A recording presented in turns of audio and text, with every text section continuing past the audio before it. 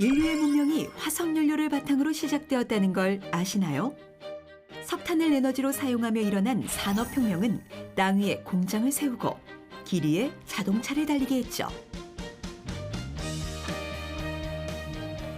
하지만 땅속에 매장된 화석연료는 고갈되기 시작했고 석탄과 석유가 배출한 이산화탄소는 지구온난화를 만들었고 자연과 환경을 무너뜨리기 시작했습니다.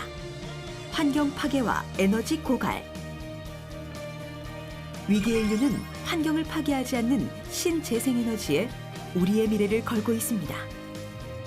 자연 속에 존재하는 요소들, 바람, 태양, 물 같은 것에서 말이죠.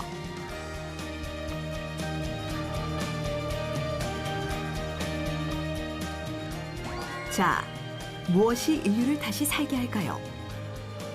오늘 우리는 쓰레기에서 그 답을 찾아보려고 합니다.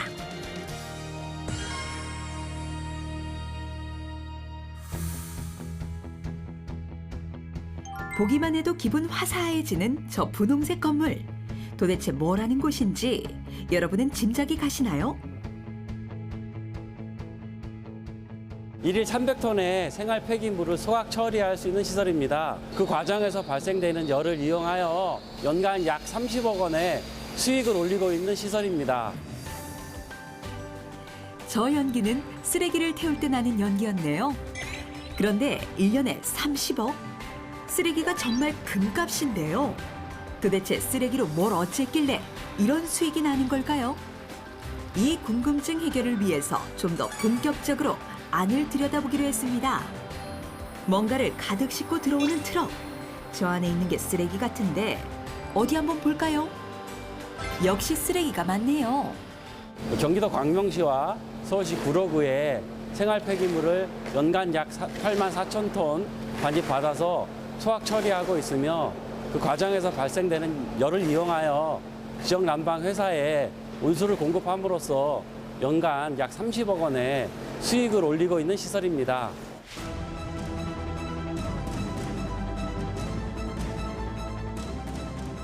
보이세요? 한 곳에 모여있는 어마어마한 쓰레기들. 경기도 광명과 구로구에서만 하루에 발생한 쓰레기 양이 저 정도라니 전국으로 치면 얼마나 많은 쓰레기가 매일매일 나오는지 상상만 해도 아찔한데요. 자원회수 시설 안에 모인 쓰레기들은 이렇게 소각로와 연결된 설비 안으로 들어가게 됩니다. 소각로 안으로 모인 생활 폐기물 쓰레기들은 고온의 열로 태워지는데요. 도대체 몇 도나 될까요? 약 950도로 운전이 되고 있습니다. 이곳 중앙제어실에서는 집화장에서부터 소각로까지 모든 과정을 한눈에 살펴볼 수 있는데요. 보이시나요? 벽면에 그려진 연소 과정과 숫자들. 이 숫자들은 쓰레기가 소각되는 곳의 온도, 양, 압력 등 모든 것을 보여주고 있습니다. 지역 난방 회사에서 약 53도의 온도로 저희한테 보내주게 되면 저희가 열을 이용해서 110도까지 온도를 올리게 됩니다. 이 온도를 지역 난방 회사에 공급하면 판매되는 열 공급 금액 규모는 연간 약 30억 규모가 되겠습니다. 광명시 자원회수 시설에 모여 처리되는 생활 폐기물 쓰레기들. 이 쓰레기들이 950에 달하는 고온의 열로 소각되면서 발생하는 열은 그냥 버리지 않고 지역 난방공사를 통해 주변 5천여 가구가 넘는 아파트와 주택 등에 공급하게 되는데요. 이때 발생한 열을 판매해 수익을 올리게 되는 거죠. 쓰레기도 없애고 에너지도 챙겼으니 그야말로 일석이조 아닌가요? 이곳은 아름다운 바다와 바람이 매력적인 곳. 어딘지 아시겠어요?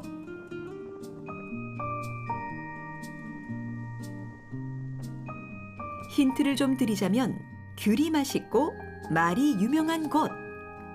그렇죠. 바로 제주도랍니다. 쓰레기 이야기를 하다 갑자기 웬 제주도? 라고 생각하는 분들 있으시죠? 제주도는 자연이 아름다운 곳으로도 유명하죠. 하지만 1인당 배출되는 쓰레기가 전국 최고인 곳이라는 거 혹시 알고 계셨나요? 사람들이 많이 몰리는 관광업이 중심인 제주도의 특성 때문에 생긴 문제이기도 합니다. 그 중에 특히 음식물 쓰레기가 심각하죠. 자고로 상다리가 부러질 때까지 수십 가지 반찬을 상에 올려야 대접 좀 받았다고 여겼던 우리 민족들. 그 덕분에 발생되는 음식물 쓰레기의 양도 만만치 않습니다. 게다가 관광객이 넘치는 곳이니 더하겠죠. 그래도 이분들은 남기는 것 없이 맛있게 드신 것 같은데요.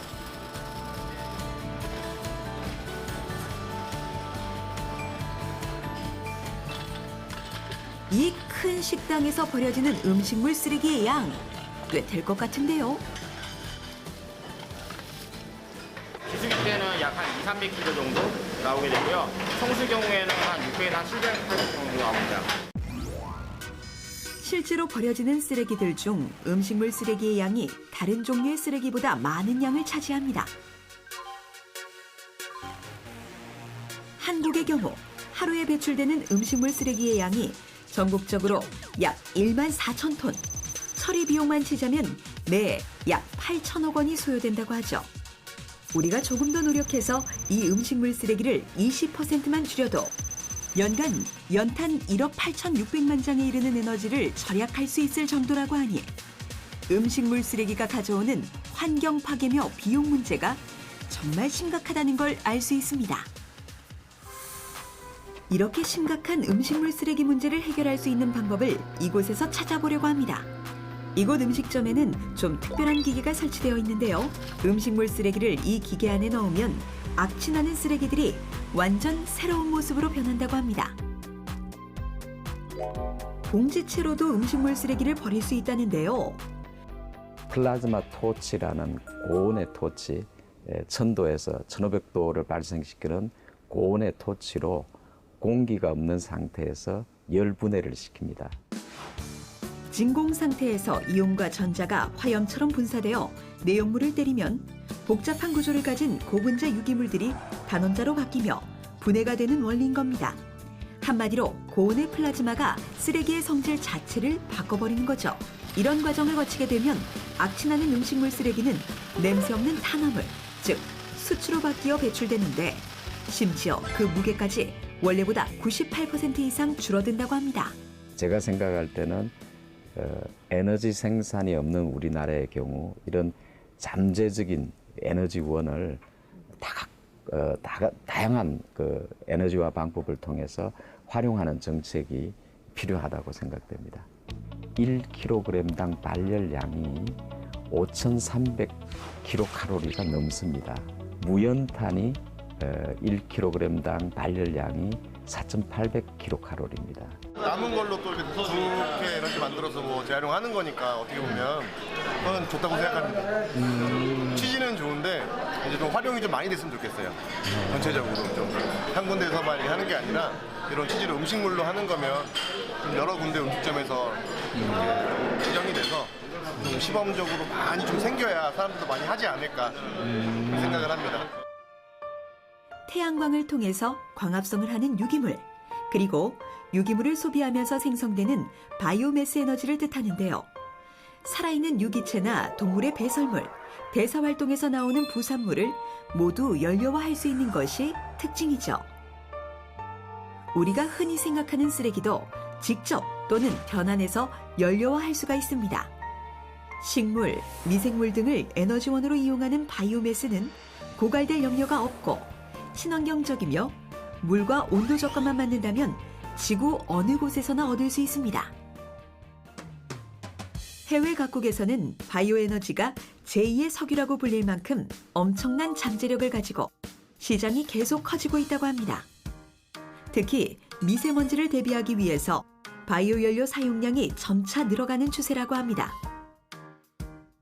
지금까지 쓰레기 속에서 에너지를 찾기 위해 다양한 장소를 찾아가 봤는데요. 그 속에서 우리는 좀 특별한 버스를 발견했습니다. 바로 커피 찌꺼기로 달리는 버스죠.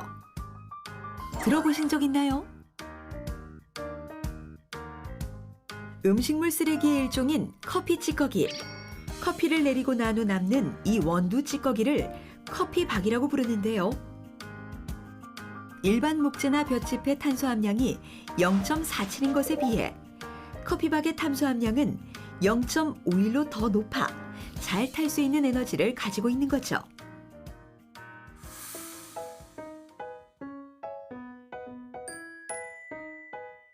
대한민국은 커피 공화국이라고 불릴 정도로 커피를 사랑하는 사람들이 아주 많죠.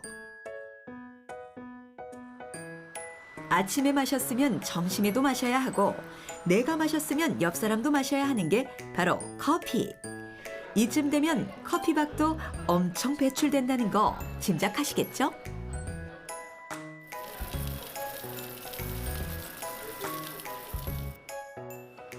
아메리카노 한 잔을 만들고 나면 16g의 커피박이 만들어집니다. 좀 더 자세하게 설명하자면 커피 원두의 99.8%가 커피박이 된다는 거죠.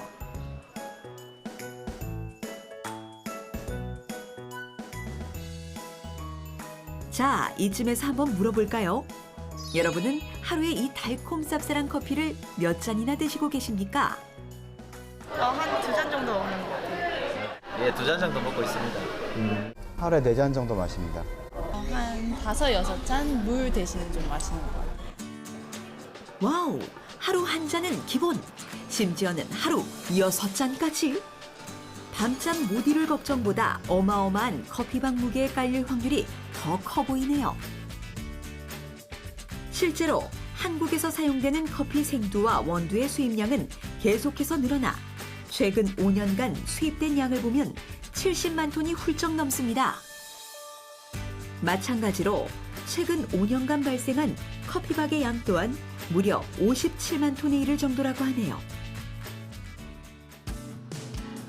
1kg의 커피박을 에너지화했을 때를 가정하면 바이오 펠릿과 바이오 에탄올이 각각 415g, 바이오 디젤 170g을 생산할 수 있을 정도라고 합니다.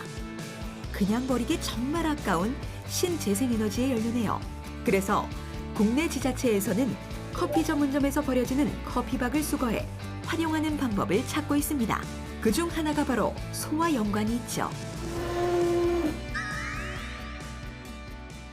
그동안 커피 찌꺼기는 생활 쓰레기로 분류돼서 소각장에 가 소각을 한다든가 또는 매립을 시켰는데 우리 구에서는 커피 찌꺼기를 자원재생순환법에 의거해서 충남 청양에 있는 축산 농가의 톱밥 대신 대체제로 활용을 하고 있는 겁니다.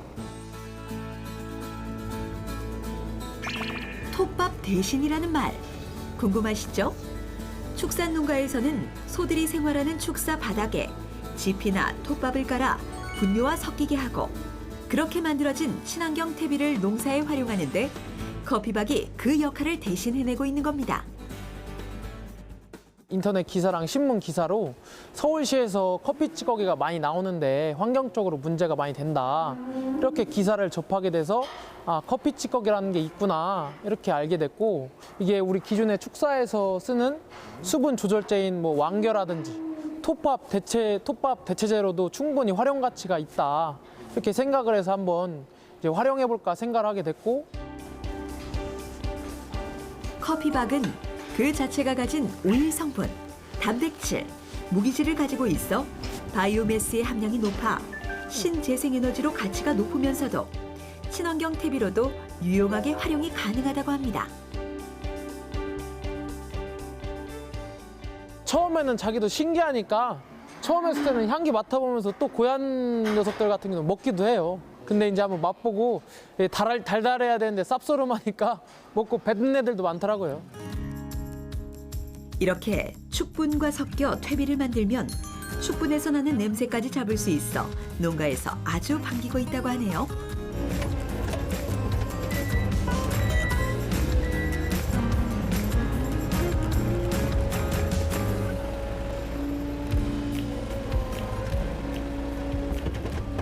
수분 조절에 활용된 커피박을 축분과 섞인 상태로 된 퇴비, 양질의 퇴비가 이제 2차적으로 농사를 지는 농가에게 드리기 위해서 이제 이 퇴비가 이제 농가들에게 이제 갈 거예요.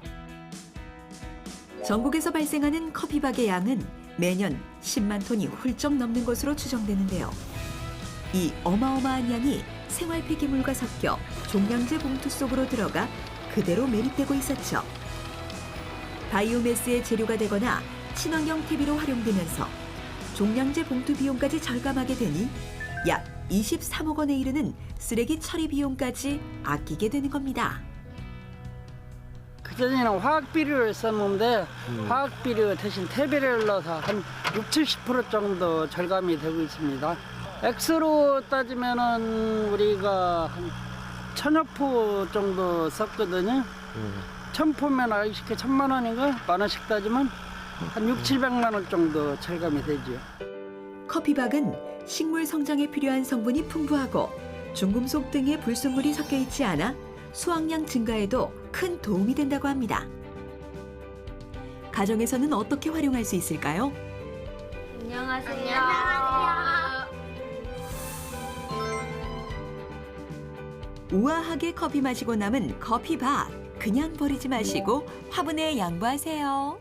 커피박은 질소, 단백질, 무기질이 풍부해서 일반 퇴비보다 더 효과적이에요.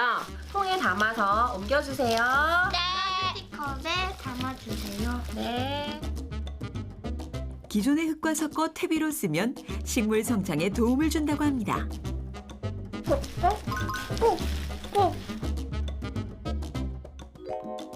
잎도 꽃도 왠지 선명하고 화사해 보이는 건 기분 탓일까요? 이렇게 만든 화분을 집안 곳간에 놓으면 병충해 예방도 되고 커피향도 나서 집안의 일석이조의 효과를 누릴 수 있어요. 이렇게 만들어진 커피박 퇴비는 벌레를 막는 효과도 있다고 하네요. 집안 곳곳이 화사해지는 인테리어 효과는 보너스입니다.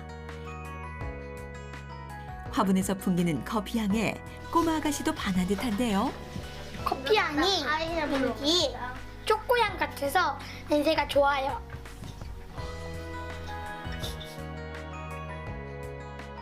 그래도 커피박이 한참 남았다면 이번에는 방향제 만들기에 도전해보시면 어떨까요? 탈취 효과가 뛰어난 커피박은 땀 냄새를 없애는 데 유용하고 음식물 쓰레기를 버리거나 휴지통에 버려도 악취 제거에 아주 좋다고 하네요. 신발장에 커피박을 넣으면 습기와 신발 냄새를 잡는 데 효과적입니다. 생활 쓰레기로 버려지기만 했던 커피박. 이젠 그저 찌꺼기라고 부르기엔 너무 아쉬운 존재가 되었네요. 팔방미인으로 재탄생한 커피박의 또 다른 활용법. 기름이 묻은 프라이팬에 살짝 뿌려준 뒤 따뜻한 물로 씻어내면 묵은 기름때가 싹 사라집니다. 커피박, 그냥 버리지 마시고 다양하게 활용해보세요. 여러분, 혹시 미래 사회를 미리 예상해서 보여줬던 이 영화 기억나세요? Back to the future. Wait a minute, what are you doing, Doc? I need fuel. 연료가 필요하다며 쓰레기통을 뒤져 연료로 만들었던 박사님의 모습이 인상 깊었는데요. 저게 말이 되나 싶을 정도의 아이디어였지만 쓰레기로 만든 바이오가스를 원료로 한 자동차들이 실제로 등장했죠. 음식물 쓰레기로 진짜 신재생에너지를 만들어내는 마법 같은 기술도 현실이 됐죠. 음식물 쓰레기요? 저희 아빠 손에 닿으면 다 에너지로 바뀌어요. 음식물 쓰레기를 에너지로 다 바꿔주는 저희 아빠예요. 안녕하세요. 이 듬직한 마법사 같은 분이 음식물 쓰레기를 에너지로 바꿔줄 수 있다는데 어디 한번 따라가 볼까요? 이곳은 대전 바이오 에너지 센터. 수고해요. 안녕하세요. 예.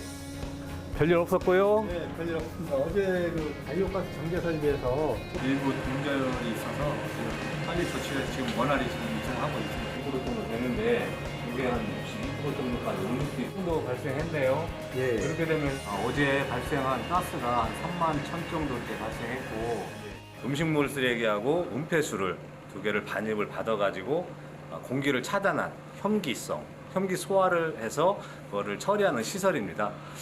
혐기 소화를 처리를 하다 보면은 거기에서 에너지원인 메탄가스, 그러니까 바이오가스가 나오는데요. 이 바이오가스를 신재생 에너지로 이렇게 생산하는 그런 쓰레기도 처리하면서 신재생 에너지도 생산하는 그런 복합 처리 시설입니다. 음식물 쓰레기로 신재생에너지를 만들어내는 마법 같은 곳 맞네요. 그렇다면 어떤 과정을 거쳐 쓰레기가 에너지로 바뀌는지 확인해 볼까요?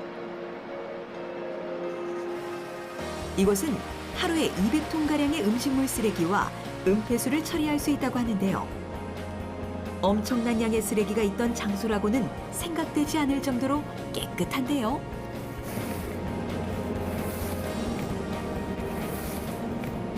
음식물이 들어오는 반입장이고요. 이쪽에 보이시는 게 음식물을 저장하는 호포입니다. 음식물 쓰레기차가 이렇게 후진해서 들어와서 이쪽에 덤핑을 하는데 여기 보시는 바와 같이 조금 많이 흘리기도 합니다. 이런 거를 그냥 놔두면은 여기서 냄새가 계속 나고 이 악취가 좀 확산이 되기 때문에 매일매일 비로 깨끗이 쓸고 마지막에는 저희가 다시 이제 여기를 물청소를 한번 깨끗이 해가지고 이물질이라든가 좀 흘린 것을 없애서 냄새 나는 거를 좀 최소화하려고 지금 매일매일 노력을 좀 하고 있습니다.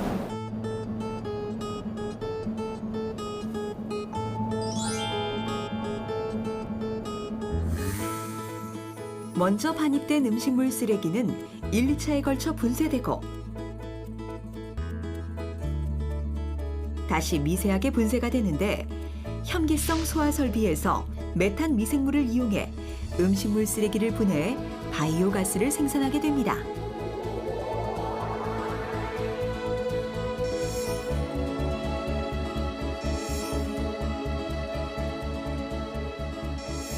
이곳에서 생산된 바이오가스는 가스 저장소에 저장되어 정제 설비에서 암모니아와 탄화수소를 제거한 후 도시가스 관로를 통해 대전 열병합 발전소로 옮겨져 연료로 사용되게 됩니다. 음식물 쓰레기에서 바이오가스를 만들어 열병합 발전소로 바로 보내 연료로 사용되게 하는 신개념 에너지 발전소인 겁니다. 쓰레기에서 에너지를 만들어낸다니 에너지 고갈 시대, 인류에게 정말 마법 같은 기술이 아닐까요? 바이오 에너지 센터에서 어떻게 보면 가장 중요한 시설인데요. 전체적으로 다 중요하겠지만 여기 안에 소화조에서 미생물에 의해 음식물이 분해가 되기 때문에 여기의 시설의 처리 효율에 따라서 저희 시설이 잘 되냐 못 되냐 이게 판가름이 날 수 있는 가장 중요한 시설입니다. 여러 과정을 거쳐 생산된 97% 이상의 순도를 가진 바이오메탄. 이걸 가지고 압축 바이오가스를 생산하는 겁니다.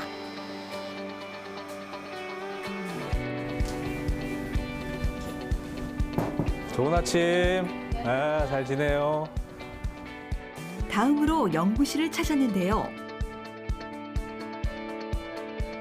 그날그날 들어오는 음식물 쓰레기의 성상을 분석하는 곳입니다.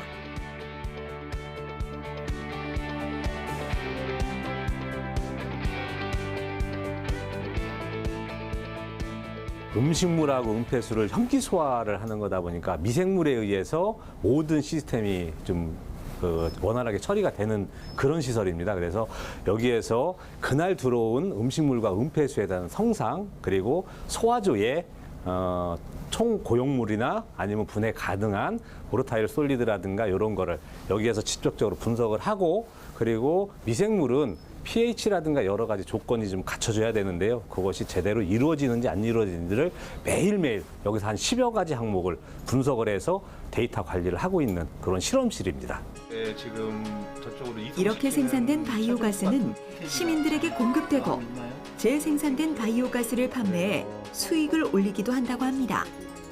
쓰레기가 곧 돈이 되고 쓰레기가 에너지가 되는 영화 같은 세상이 가능해졌네요. 가정에서 버리는 음식물 쓰레기 버리시면 그냥 쓰레기입니다. 그렇지만 잘 모아서 저희 대전 바이오에너지 센터 같은 이런 시설로 들어오면 신재생 에너지인 바이오가스로 생산이 가능합니다. 이런 시설이 더욱더 많이 보급돼 가지고 신재생 에너지 그리고 환경부 정책이라든가 에너지 정책에 큰 보탬이 됐으면 하는 것이 저희 바람입니다. 음식물 쓰레기 배출량이 연간 6천만 톤에 가까운 한국.